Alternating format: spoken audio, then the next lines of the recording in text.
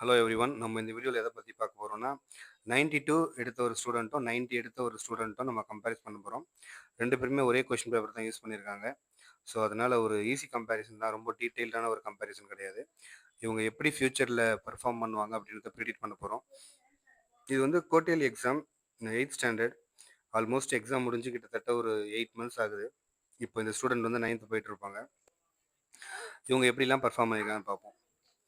First வந்து out of 10க்கு 6 எடுத்திருக்காங்க passage comprehension. So அவங்க அவுட் சைடு சிலபஸ் போய் ரீட் பண்ணும்போது ஓரளவுக்கு அண்டர்ஸ்டாண்ட் பண்ணுறாங்களான்னா 10 அதாவது 10க்கு 6 எடுத்திருக்காங்க. மற்றபடி நிறைய அண்டர்ஸ்டாண்டிங் லேக் ஆகுது. நம்ம உள்ளே போய் பார்ப்போம், மற்றபடி மற்றதெல்லாம் கரெக்டாக எழுதியிருக்காங்களான்னு. Notice writing, name of the organisation, notice, அதுக்கப்புறம் வந்து டேட்டு, டாப்பிக்கு, கண்டென்ட் இருக்குது. இதில் வந்து மிஸ்ஸிங் வந்து பிங்க் கலர் அப்படின்னு அந்த எப்படி இருக்குன்றது அப்பியரன்ஸ் எழுதியிருக்காங்க. அதுக்கப்புறம் பார்த்தீங்கன்னா ஃபார்மேட்டில் நேம் ஆஃப் த இஷ்யூவர் அவங்க பேர் எழுதி ஒயிட்னர் போட்டிருக்காங்க. அதுக்கப்புறம் student of class 8th A4, அதுக்கப்புறம் சைன் இங்கே மிஸ் பண்ணியிருக்காங்க. ஸோ ஒருவேளை டீச்சர் கற்றுக் கொடுக்கும்போதே அவங்க அந்த ஃபார்மேட் அவங்க மிஸ் பண்ணியிருக்கலாம். அடுத்த பேஜில் லெட்டர் ரைட்டிங் எழுதியிருக்காங்க.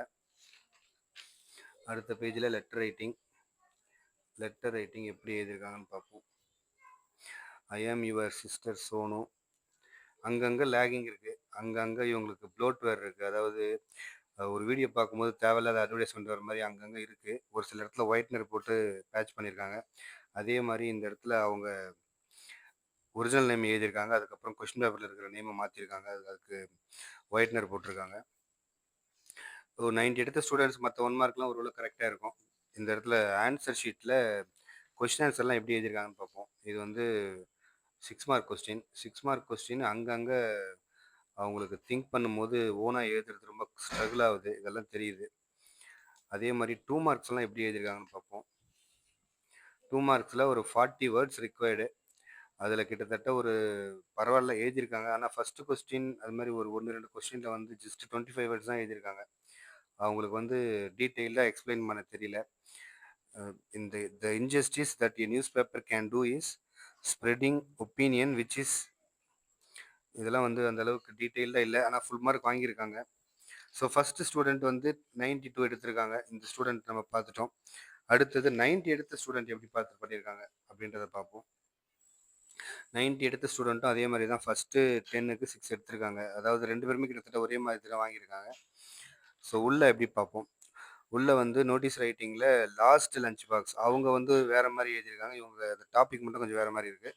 மற்றபடி பார்த்தீங்கன்னா இங்கேயும் சிக்னேச்சர் இல்லை, இந்த இடத்துல சிக்னேச்சர் இல்லை.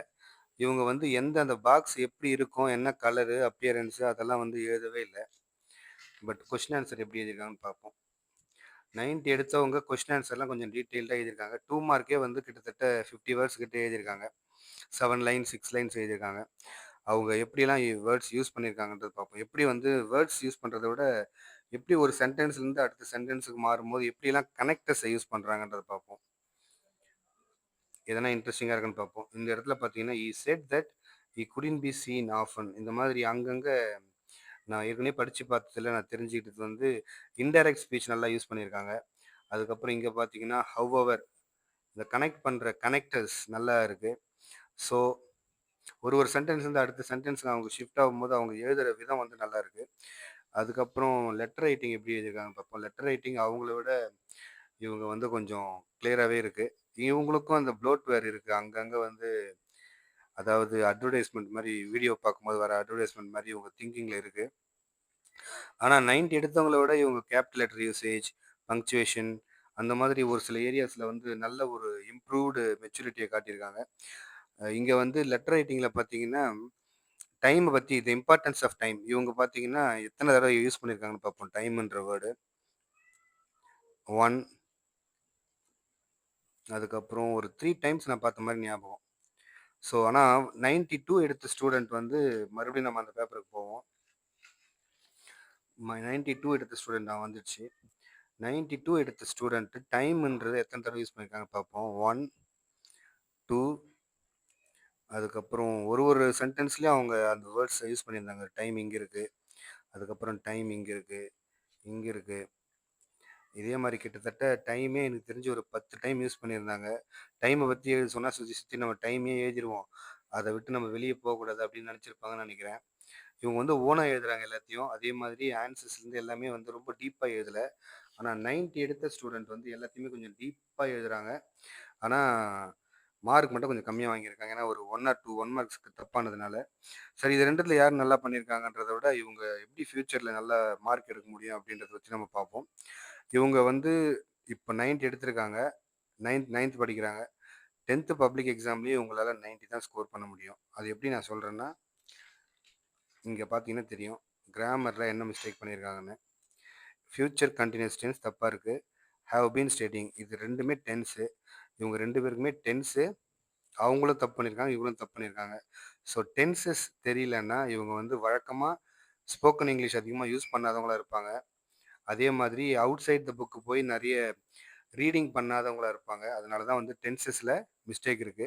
டென்சஸ் மிஸ்டேக் பண்ணியும் ஒருத்தரால 90 எடுக்க முடியும் அப்படின்றதுக்கு, இந்த மாரி பல பேப்பர்கள என்னால ப்ரூஃபா காட்ட முடியும்.